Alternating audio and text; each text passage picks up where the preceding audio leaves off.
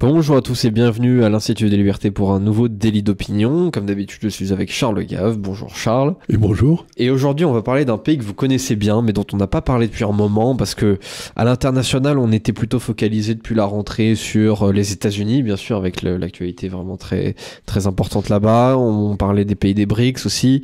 On a parlé de l'Argentine et on a un peu moins parlé, même pas du tout parlé, du Royaume-Uni, alors qu'il se passe des choses quand même au Royaume-Uni.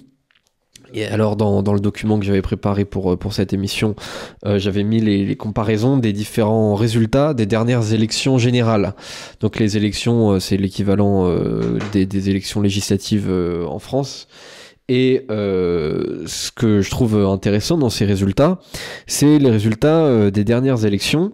C'est-à-dire qu'on peut voir que, donc on en avait parlé d'ailleurs en juillet dernier, fin juin, début juillet, le parti travailliste de Keir Starmer est arrivé à trouver une majorité avec 9,7 millions de voix, alors qu'à l'élection précédente, le parti travailliste en avait 10,3 millions presque.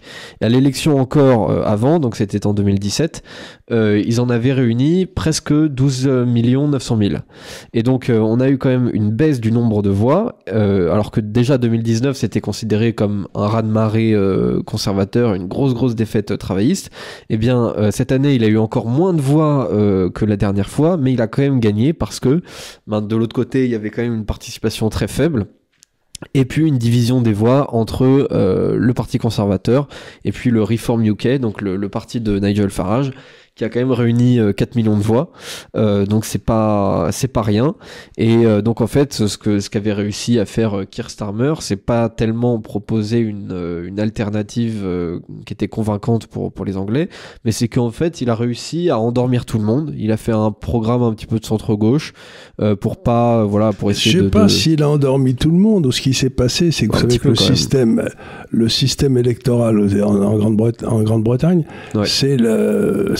Il n'y a qu'un tour, oui. Et celui qui est en tête au premier tour l'emporte. Oui, voilà, tout à fait. C'est tout. Donc c'est un uninominal majoritaire à un tour, on appelle ça en termes techniques. Et là, d'habitude, il y avait un bloc de gauche contre un bloc de droite, oui. Et la droite est majoritaire dans le pays. Mais ce qui s'est passé, c'est que les conservateurs ont tellement déçu leurs électeurs, oui. que ça a suscité la création d'un nouveau parti qui s'appelle le Parti Réforme de Farage, qui lui a piqué 4 ou 5 millions de voix. Ouais. Et donc ils se sont retrouvés d'un seul coup avec le travailliste en tête, simplement parce que la droite avait deux gars qui étaient l'un contre l'autre. Oui. Et le but de Farage maintenant, c'est qu'il trouve que les conservateurs, ça a été des gros nuls depuis toujours, ce qui n'est pas faux depuis quasiment la disparition de Mme Thatcher, quoi. Ça a été...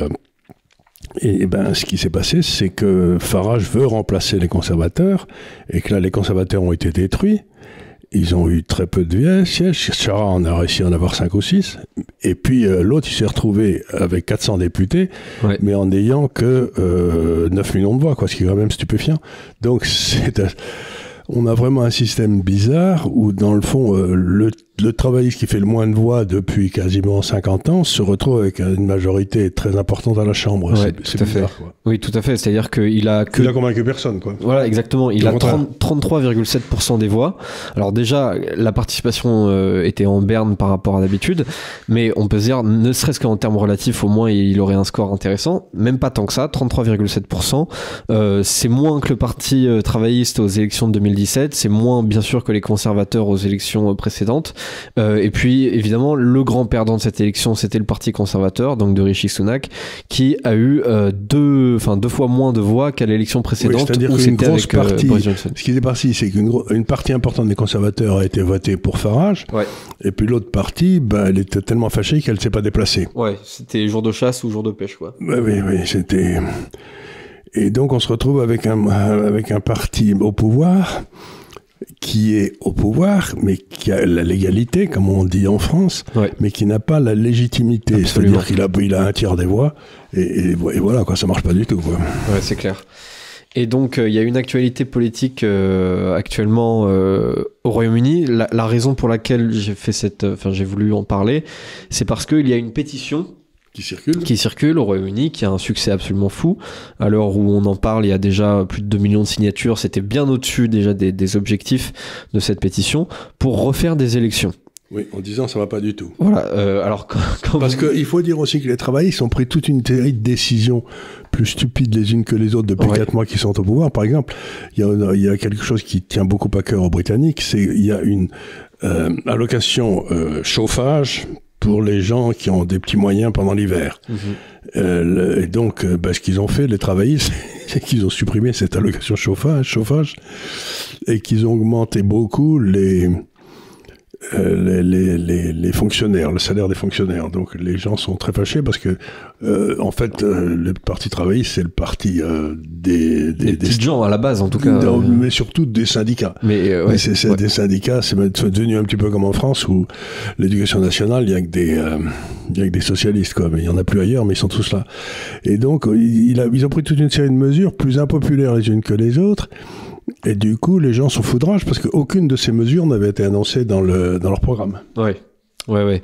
Effectivement, il y a le gouvernement de Keir Starmer prévoit pas mal d'augmentation de taxes aussi dans tous les sens. Ils ont fait une autre erreur.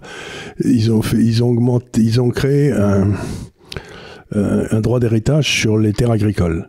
Alors tous les paysans qui déjà gagnent pas un rond, ils sont à peu près aussi prospères qu'en France, les pauvres vieux. Ça marche pas du tout. Et donc, en plus, ils peuvent plus transmettre leurs terres à leurs enfants. Donc, ça aussi, ça agace beaucoup les gens. Bien sûr. Je comprends ça, quoi. Évidemment, c'est à la limite le seul privilège qu'ils peuvent encore avoir. C'est la seule raison pour laquelle... voilà. Et donc, ils prévoient donc des hausses d'impôts de 40 milliards de livres sterling par an et un plan d'investissement de 100 milliards sur 5 ans pour revitaliser les services publics. Donc, les Anglais, ils sont pas fans, quoi. Non, mais en plus, revitaliser les services publics, ça veut dire grosso modo, d'après ce que j'ai compris, mettre des moulins à vent et des miroirs magiques partout, quoi. C'est ce qu'ils appellent ça revitaliser. Donc, ce qu'il y a d'extraordinaire, c'est qu'ils font ça alors que les Allemands ont fait ça il y a 10 ans et que tout le monde sait que c'est un désastre en Allemagne. Oui, absolument. Donc, les types, ils doivent pas lire, tout ça, c'est en plus de ça dans le contexte de la COP29 où il y a des promesses un peu étranges dans tous les sens. Donc réduction des émissions de gaz à effet de serre de 80% d'ici 2035 par rapport au niveau de 1990. Toutes les fermetures c'est du grand n'importe quoi parce que ça veut dire grosso modo, en termes clairs, pour traduire pour ceux qui nous écoutent, que la consommation d'énergie va baisser énormément en Grande-Bretagne. Et ça veut dire donc que le pays va s'appauvrir d'autant puisqu'il y a un rapport de 1 à 1 entre la consommation d'énergie et le PIB. Donc, ils ont annoncé des hausses d'impôts, des baisses de niveau de vie, des trucs qui font le malheur des pauvres gens et qui vont cailler pendant l'hiver, des augmentations d'impôts sur les transferts de gens qui gagnent du capital productif des gens qui gagnent pas un rond, les paysans. Donc, c'était difficile de faire un carton plein comme ça, quoi. C'est clair. Et puis, en plus de ça, il y avait déjà un fonds, notamment par rapport à l'immigration. Oui. Puis il y a l'immigration qui est toujours pas réglée. On va en parler parce que le truc c'est que justement, d'ailleurs c'est la raison pour laquelle énormément de conservateurs n'ont pas voulu revoter pour les conservateurs parce que ils en voulaient déjà à Rishi Sunak de ne pas régler ce problème. Boris Johnson ne l'avait pas réglé, aucun des premiers ministres ne l'a réglé. Et encore moins Keir Starmer. Déjà que les conservateurs n'avaient pas fait grand chose, on se souvient, c'était une ministre justement d'origine indienne, Suella Braverman, on en avait parlé d'ailleurs dans cette émission, qui avait claqué la porte du parti conservateur en disant en fait moi je suis à un poste où je suis censé faire quelque chose contre l'immigration pour la sécurité du territoire et vous me laissez rien faire, donc au bout d'un moment je m'en vais. Oui, on a un peu des gens qui pensent, les Boris Johnson etc., que l'immigration c'était une chance pour l'Angleterre. Et quelle qu'elle soit, et quel que soit son nombre. Or, on se rend bien compte que tous les services publics sont surchargés, les écoles, que ça coûte la peau des fesses parce que là aussi ils sont logés dans des hôtels quand ils arrivent, qu'il n'y a que des garçons. Ils n'arrivent pas avec des familles, mais c'est des garçons de 20 ou 25 ans. Il y a aussi quelques meurtres un peu malheureux de 3 petites filles qui ont été tuées par un immigré. Et il a fallu 3 mois pour qu'on sache le nom du gars parce que personne ne voulait le lire. Donc, et là aussi, ils ont essayé de cacher la vérité aux gens. Le type, c'était un type d'Al-Qaïda. Bon, c'est un coup de pot de peau, bien sûr, mais on sait bien que c'était un hasard, mais quand même. Et donc, tout ça, si vous voulez, fait que les Anglais ont l'impression qu'on les a pris pour des tanches, quoi. Oui, ouais, tout à fait. Et donc là, je voudrais partager une image. Donc là, je vous la montre. C'est le Net Approval Rating. Donc, est-ce que on demande aux Anglais, qu'est-ce que vous pensez du travail de Keir Starmer? Donc, c'est un sondage absolument assassin. Donc, je vous le montre. De toute façon, je vous le mettrai en insert aussi. Donc là, je crois que j'ai jamais vu de pente aussi abrupte, aussi rapide. Et en plus, la personnalité depuis 3 du mois. gars, voilà, la personnalité du gars est un peu curieuse parce que ils ont, vous savez, il y avait eu la fameuse affaire des costumes de Fillon qui lui a fait beaucoup de tort, mais là, Monsieur Keir Starmer a accepté des cadeaux, mais qui en dizaines de milliers de livres, hein, c'était beaucoup d'argent, par un type qui est richissime anglais, mais qui vit dans les Antilles, qui est, je crois, d'origine indienne d'ailleurs, et mais des centaines de milliers de livres. Alors, les gens se posent des questions sur pourquoi Keir Starmer a-t-il accepté ces cadeaux, pourquoi vivait-il dans le grand appartement de ce monsieur à Londres. Enfin, je veux dire, il y a eu toute une série de questions sur la probité du gars. Ouais. Et il y a des rumeurs, que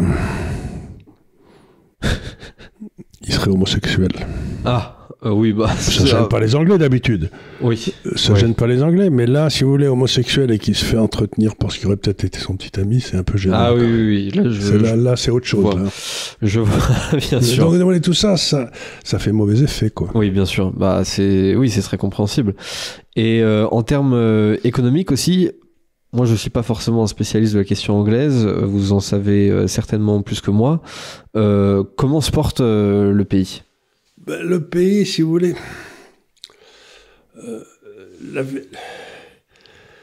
La vérité du pays en Angleterre, c'est que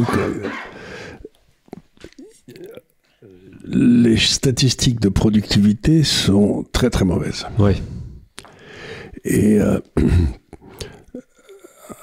Et quand vous avez des statistiques de productivité qui sont très très mauvaises, vous vous retrouvez avec un pays qui, n'ayant pas créé de nouvelles richesses, a de plus en plus de mal à se... Eh bien... En plus, il a fait une autre bêtise. Vous savez qu'en Angleterre, il y avait un régime spécial pour les étrangers qui datait d'à peu près 250 ou 300 ans d'ailleurs, qui était véritablement à l'origine de la City, hein. C'est-à-dire du centre financier anglais.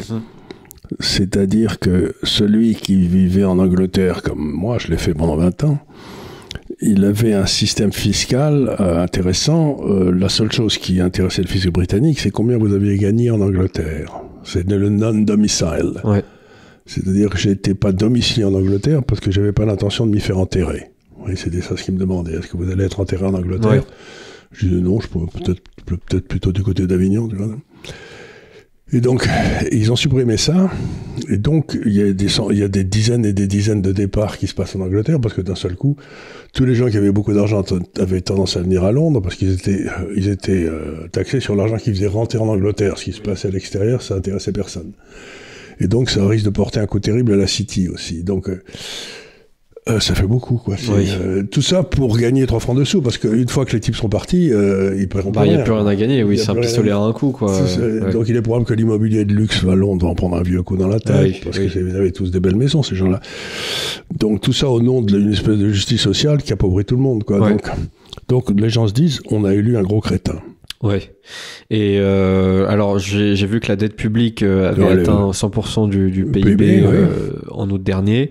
C'est-à-dire c'est à peu près 3000 milliards d'euros, donc ils ont quelques années de retard sur nous encore. Ils ont des systèmes beaucoup de pensions qui sont quand même beaucoup capitalisés. Oui. Donc, mais ce qui est étonnant, c'est qu'ils ont 100 milliards de dettes. Ouais. Qu'ils aient des dettes comme ça et des déficits comme ça, alors qu'ils ont des systèmes patients. Oui, parce que nous... Ça veut dire qu'à l'air, ça doit couler dur. Hein. Oui, voilà, parce que nous, par exemple, on avait dit, c'était depuis 2017-2018, à peu près, la moitié du surplus de notre dette depuis, c'est à cause du système de retraite. Eux, ils ont même pas ce problème-là où ça pèse sur les cotisations. Ça doit être tellement difficile de gérer cet état. Ouais.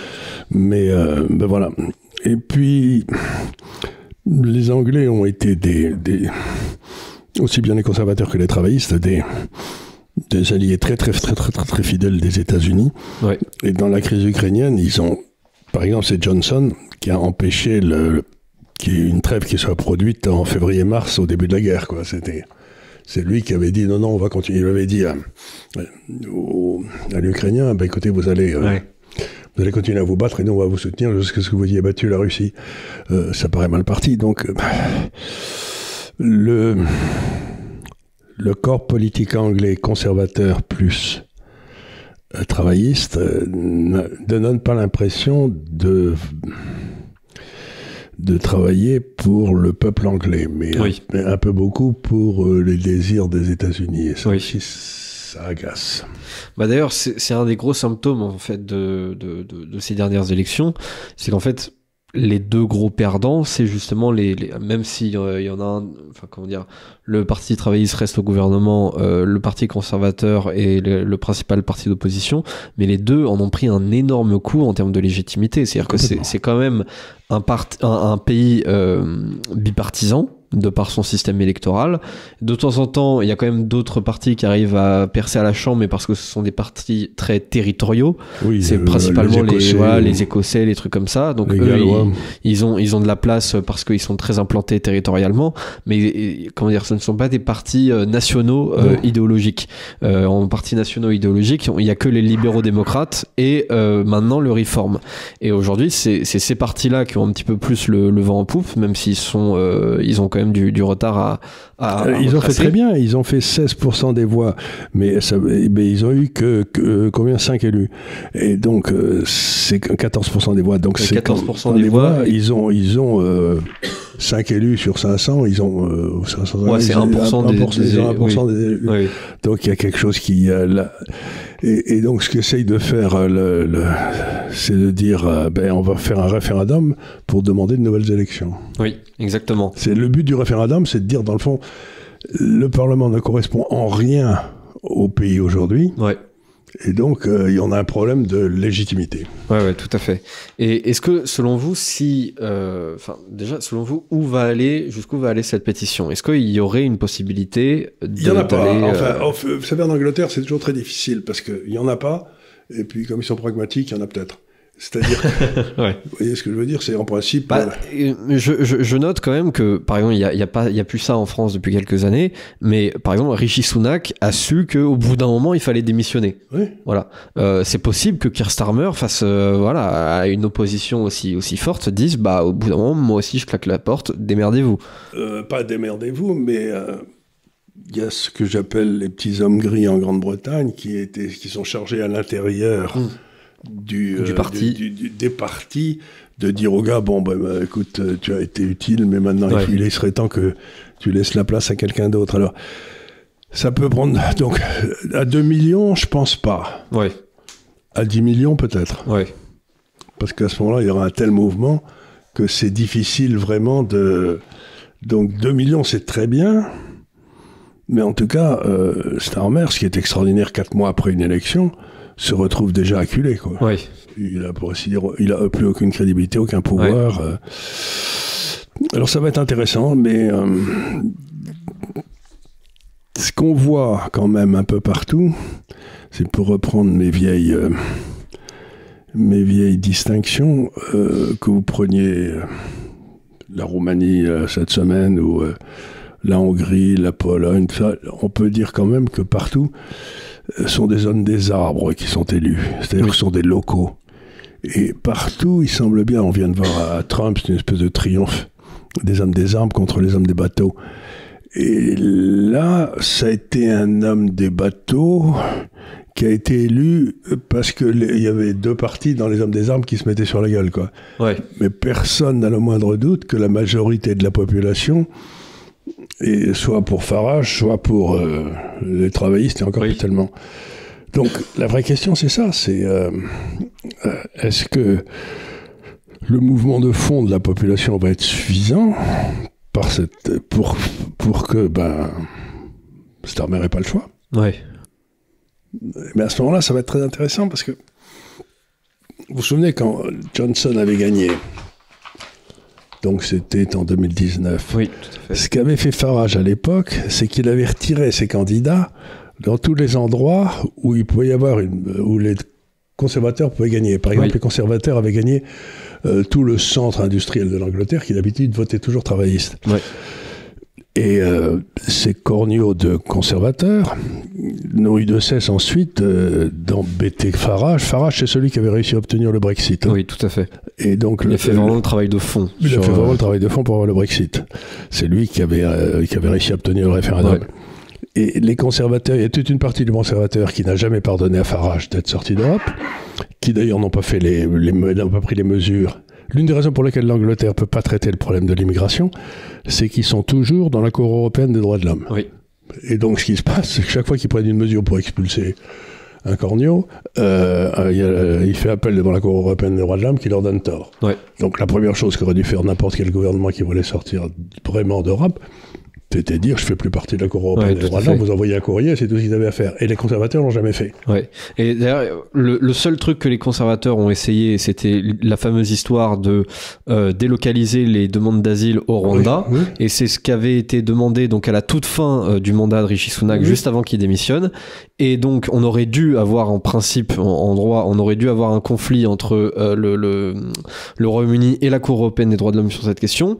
Mais on ne l'a pas eu, on ne l'aura jamais, parce que Keir Starmer, c'est le premier truc qu'il a décidé de faire, c'est supprimer ce truc de la délocalisation des demandes d'asile. C'est la première chose qu'il a fait en tant que on ne peut pas s'empêcher de penser que les socialistes anglais, un petit peu comme les nôtres, etc.,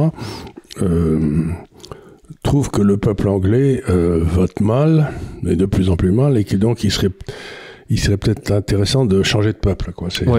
Ouais, tout à fait. Et donc, si vous savez, c'est la vieille blague de... Vous savez, le parti a été très déçu par le peuple, il va peut-être falloir changer de peuple. C'était dans... Je ne sais plus quel était ce dramaturge qui avait dit ça, c'était assez drôle, c'était dans les années 50.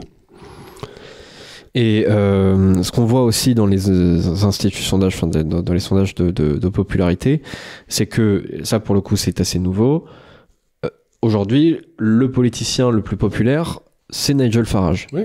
Alors il a aussi une grosse impopularité, notamment à gauche. C'est-à-dire que, en gros, c'est un politicien, il laisse pas grand monde de marbre, indifférent. Un peu alors que Trump. Voilà, exactement, tout à fait comme Trump. Ou vous l'aimez ou vous le détestez. Voilà, c'est ça. Alors que par exemple, maintenant il y a la nouvelle leader donc du parti conservateur, c'est l'ancienne ministre du Commerce. Et elle, alors par exemple là je cite un sondage, elle a 21% d'opinion favorable et elle a 39% d'opinion défavorable. Donc elle, il y a quand même une grosse marge où on sait pas trop. Alors que Nigel Farage, il y a 28% d'opinion favorable et 48% d'opinion défavorable. Donc vraiment, il laisse pas grand monde indifférent. Alors que les autres, oui. Et Keir Starmer, aujourd'hui, c'est le plus impopulaire. Oui, c'est très étonnant. 4 mois après l'élection, c'est quand même étonnant.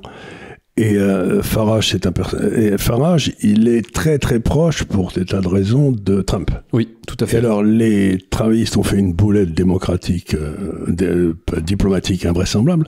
C'est que... le parti travailliste a décidé d'envoyer à peu près 300 des siens faire campagne pour Kamala Harris aux États-Unis, 2 mois avant l'élection. Oui. Donc, ce qui se fait pas, quoi. Si vous n'êtes pas censé envoyer des gens pour faire campagne pour... c'est pas votre boulot, quoi. À l'étranger, oui. C'est à l'étranger. Et donc, ça aussi, ça veut dire que Trump va pas avoir une affection considérable pour M. Starmer, là. Ouais. Mais ça veut dire aussi qu'il va pas... Il n'y a rien de plus important pour les Anglais que la relation entre les États-Unis et l'Angleterre. Oui. Et donc, là, ça veut dire que... c'est sûr, ils sont dans une très mauvaise situation parce que tant qu'il y avait l'équipe Biden, Kamala, machin, ils étaient en bon terme avec les États-Unis. Et très souvent on dit que c'est le 51e État américain maintenant. Bien sûr. Il s'est fait quelque part coloniser par sa propre colonie d'il y a 300 ans.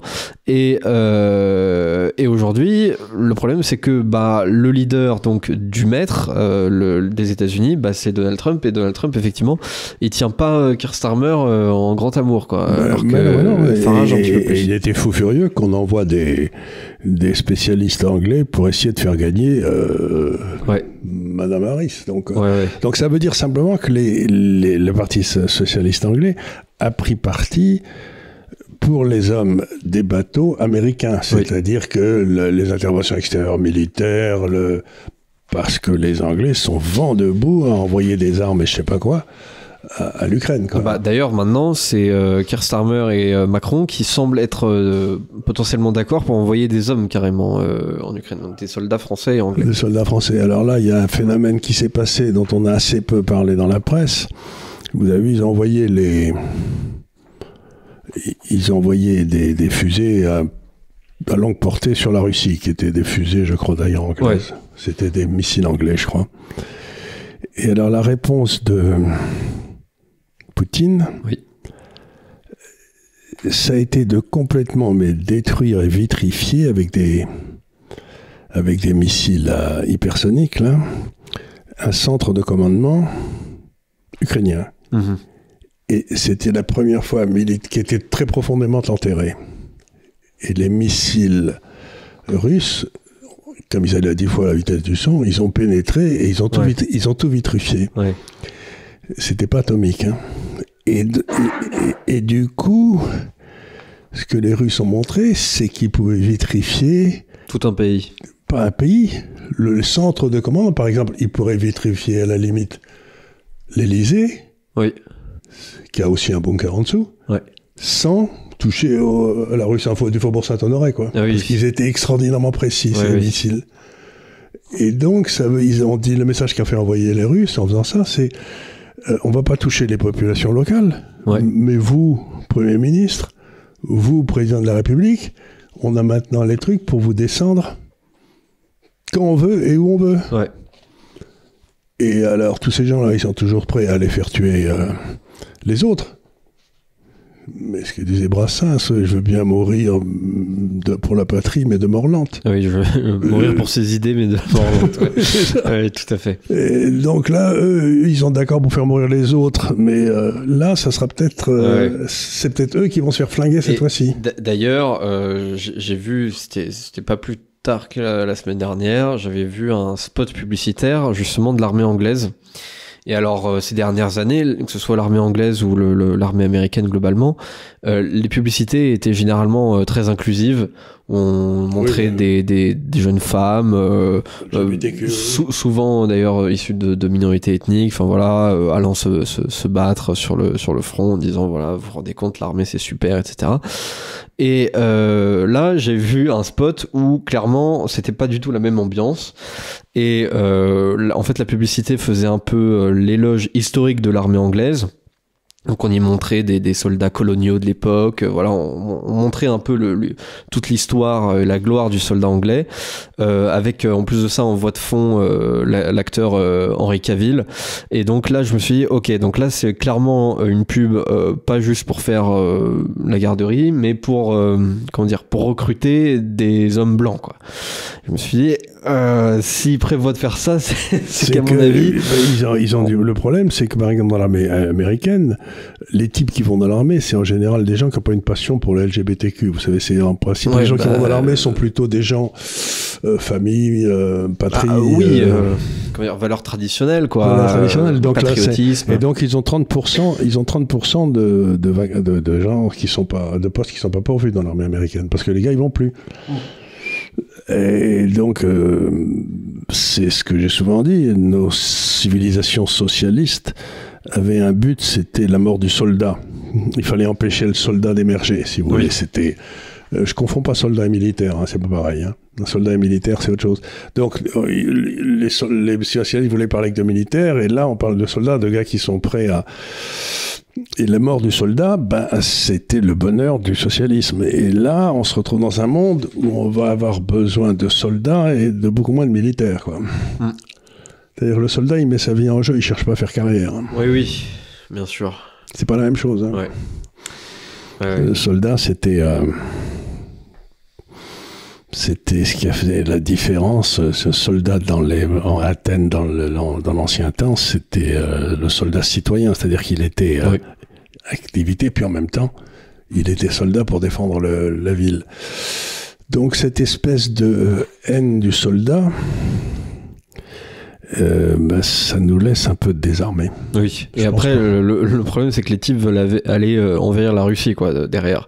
Sauf qu'entre-temps, ils ont voulu recruter que les filles des ressources humaines qui travaillaient chez Starbucks ou je sais pas où. Donc, et si je veux dire un truc, c'est qu'en tant que... Je regarde un peu l'histoire, ici ou là.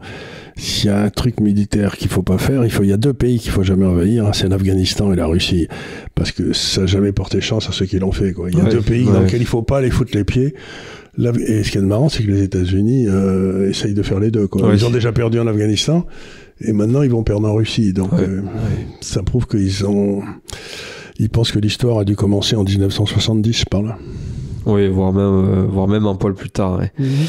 Et donc aussi, ce qui attire l'attention sur le Royaume-Uni, c'est l'état des lieux de la liberté d'expression.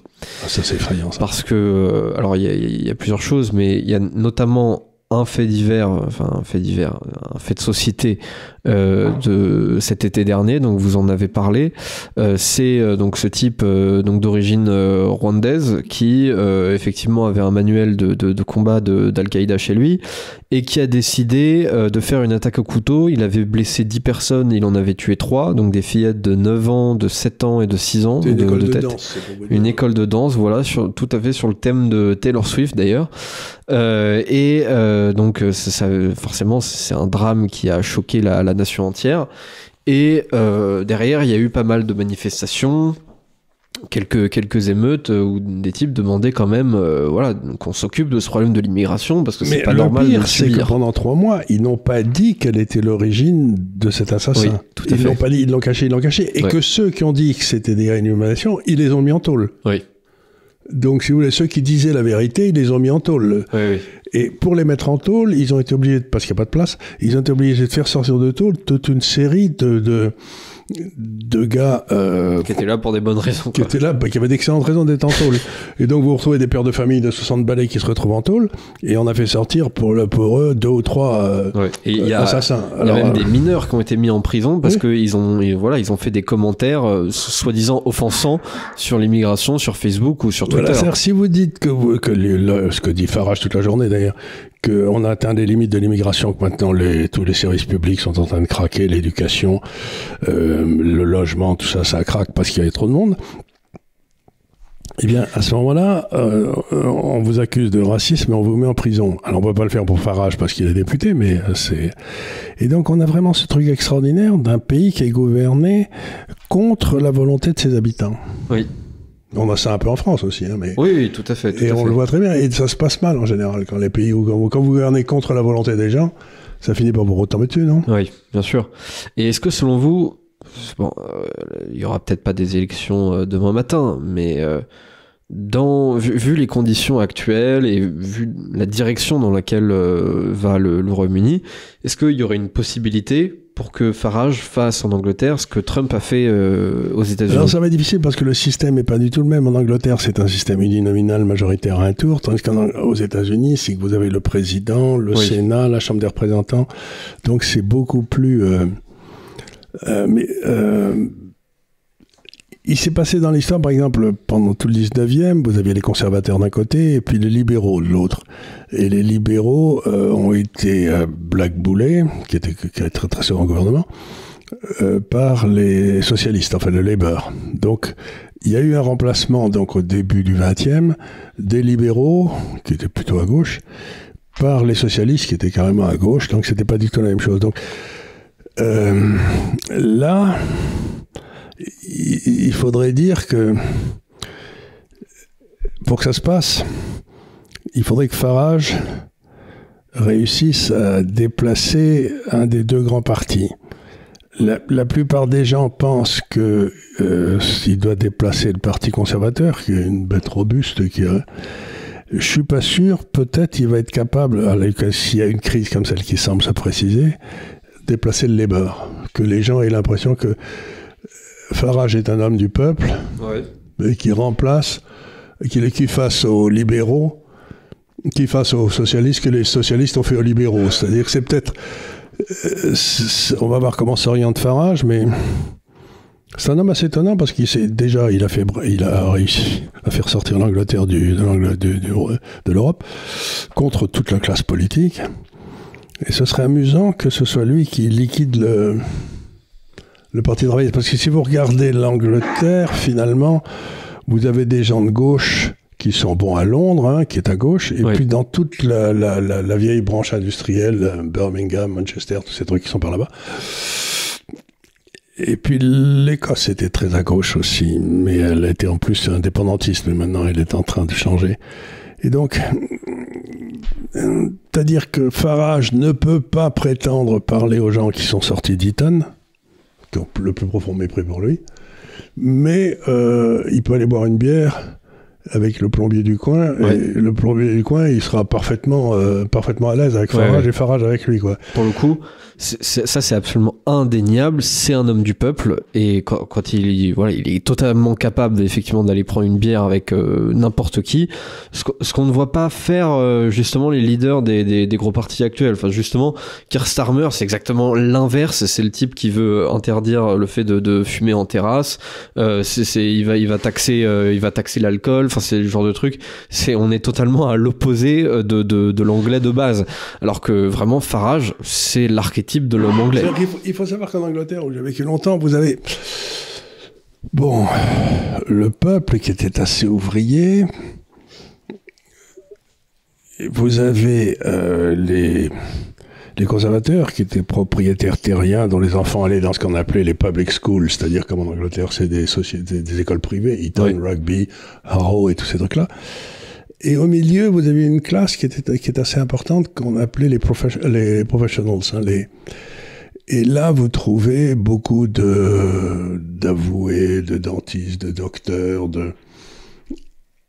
Et Farage avait commencé sa carrière, imaginez-vous, comme un trader des matières premières dans la City. Et il a vécu dans la City. Il y avait dans la City donc les types qui sortaient des bonnes écoles, qui parlaient bien, qui étaient impeccables. Puis les gars qui arrivaient de l'East End, qui étaient parfois d'excellents traders, d'ailleurs la plupart du temps d'excellents traders, et qui n'étaient pas si bien élevés que ça, quoi. Je veux dire, c'était un peu je dis pas des voyous, mais enfin c'était... Et Farage, à mon avis, il fait un tabac avec tous ces gars-là, quoi. Donc, vous avez la classe d'autrefois, de très autrefois, les conservateurs, la classe d'avant-hier, les travaillistes, et puis au milieu, la classe de tous les gars qui sont en train d'essayer de se démerder dans la société actuelle. Oui. Et je crois que là, il y a un énorme marché, parce que eux, ils sont ni contents, ni les conservateurs, parce qu'ils n'en ont rien à foutre des trucs agricoles, ni des travaillistes qui essayent de les ramener à Charlie Chaplin dans le temps moderne. Ça veut rien dire. Et donc, il y a un énorme marché de tous ces gens qui sont indépendants et pas... Il y a beaucoup de petits entrepreneurs, tout ça. Donc, pour moi, c'est ça le clientèle de Farage. Alors effectivement, pour moi, ça peut être un gros centre névralgique. D'ailleurs, je crois que j'avais vu passer un sondage là-dessus, mais du coup, je ne saurais plus redire les chiffres que j'ai vus. Mais effectivement, Farage semble assez populaire, notamment dans les générations les plus jeunes. Oui.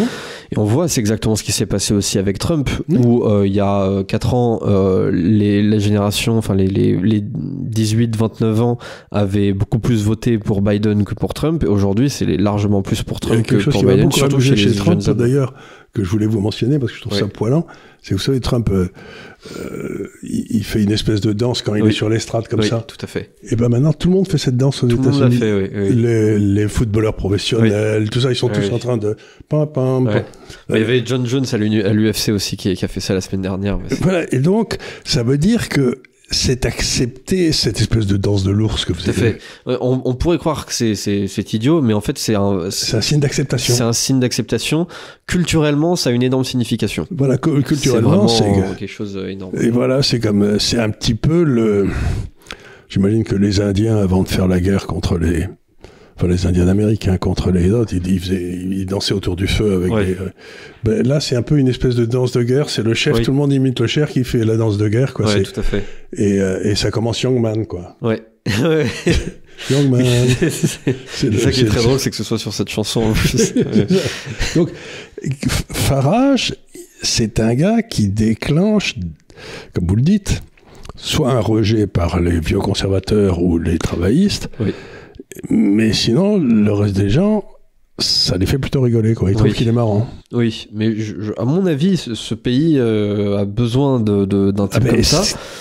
Parce que depuis plusieurs années, on n'a que des fromages blancs.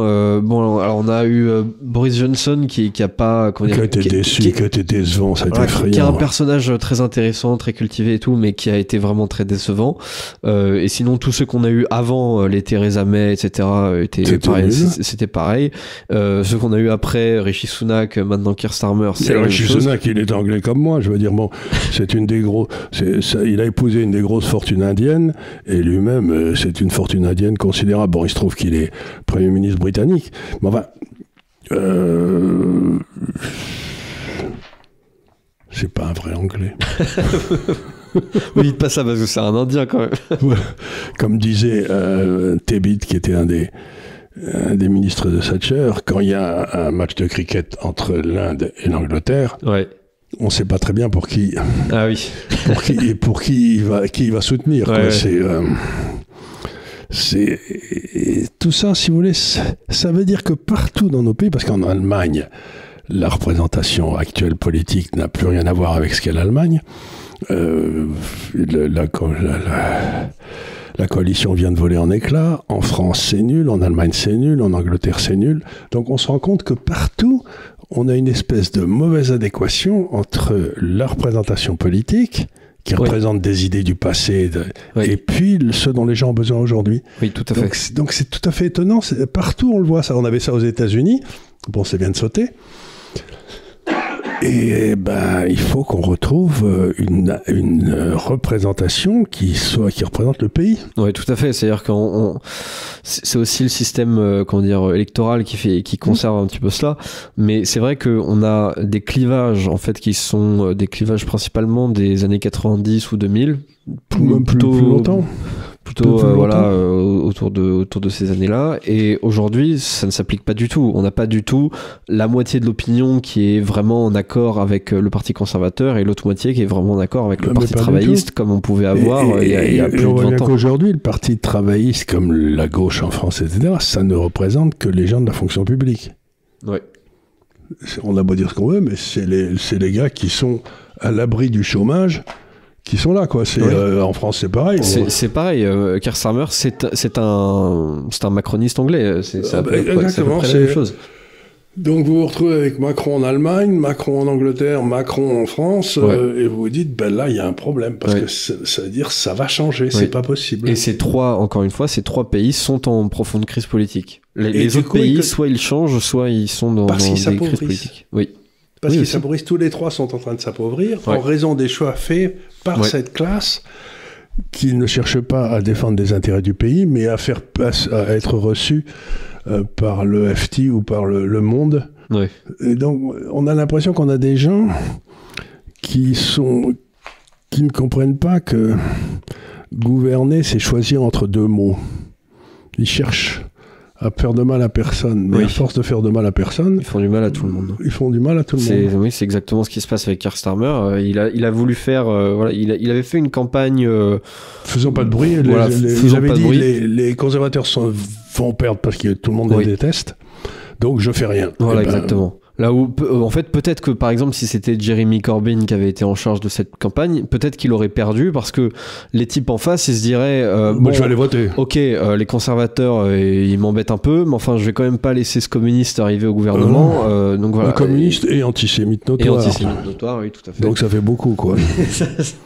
Vous me direz, il n'y avait pas plus antisémite que Marx, mais ce que les gens ne savent pas, d'ailleurs, il a écrit des traités sur la question juive qui étaient assez... il serait interdit aujourd'hui. Les socialistes du 19e siècle, c'était pas les types les plus philosémites de l'histoire. Non, pas vraiment. Que ce soit les socialistes à la sauce allemande ou même socialistes à la sauce française, les Proudhon et autres, c'est pas forcément les types les plus pro-juifs. Enfin voilà pour cette émission sur cette question. Ce qui se passe en Angleterre est intéressant, mais ça n'est que le symptôme du malaise profond qui existe en Europe. Oui. Parce que c'est ce qu'on retrouve, tout le projet européen oui. Est en train d'exploser sous des formes différentes, en Angleterre, en Allemagne ou en France, mais le projet européen de base, qui était cette espèce de construction d'un État européen, d'une nation européenne, est en train d'imploser partout. Oui, mais il n'y a pas de hasard. Partout, les mêmes causes produisent les mêmes effets. Pas exactement les mêmes effets, mais produisent des effets des délétères. Effets très, très similaires. Et ça veut dire aussi que, comme ça n'a pas été gouverné pour les pays, le niveau de vie baisse partout. Oui. Et ça, c'est très très mal perçu.